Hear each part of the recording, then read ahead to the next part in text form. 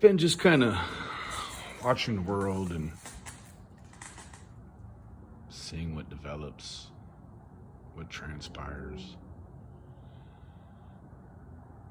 I feel like the world, guys, is about to crack in half. It is a real mess. Seems like the love's all gone. It's all rage, hate, drugs, sex, rock and roll, rap music, whatever it is for you.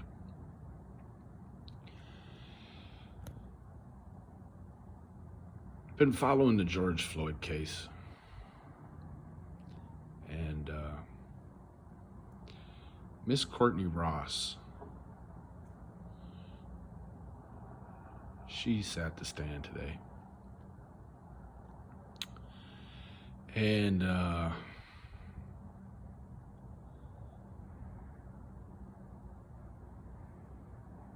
think that it's really hard to look at what she did today as helpful.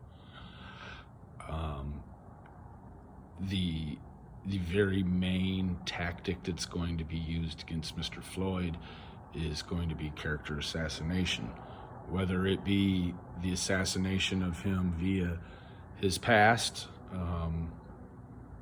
or what he had going on as far as things outside of the case.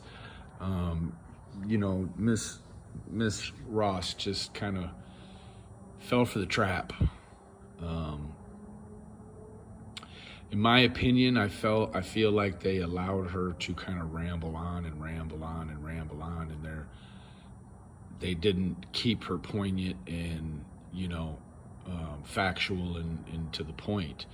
It was just kind of all over the place, and it was kind of a hard thing to watch. You saw a lot of action today. Or yesterday as well. You saw EMT, paramedic people arguing with the judge. It's not been for George yet, I'm afraid. And I know that there's been a judgment passed down to the family, and I think that that's nothing. 27 million, that's nothing. Doesn't bring George back, right? I hope that one day he can be written into the history books as, a man that martyred his own life unknowingly for the betterment of mankind and moreover his own race.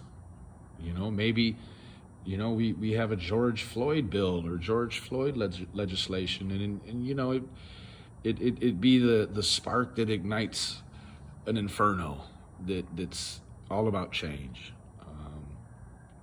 But today I was very, very distraught listening to Miss Ross and her rambling, colorful, adjective-filled testimony about Mr. Floyd and his dark opioid past, which, again, guys, it is impossible to turn your smartphone on these days and not be subjected to something. You can ask in jury instruction that they not do this or they not do that is in regards to social media or discussing this thing. In the OJ days, when you put them in a room and they have, a television and a newspaper, in a TV, that you can't fast forward or rewind or DVR or any of that stuff. It was a much different time in law and justice.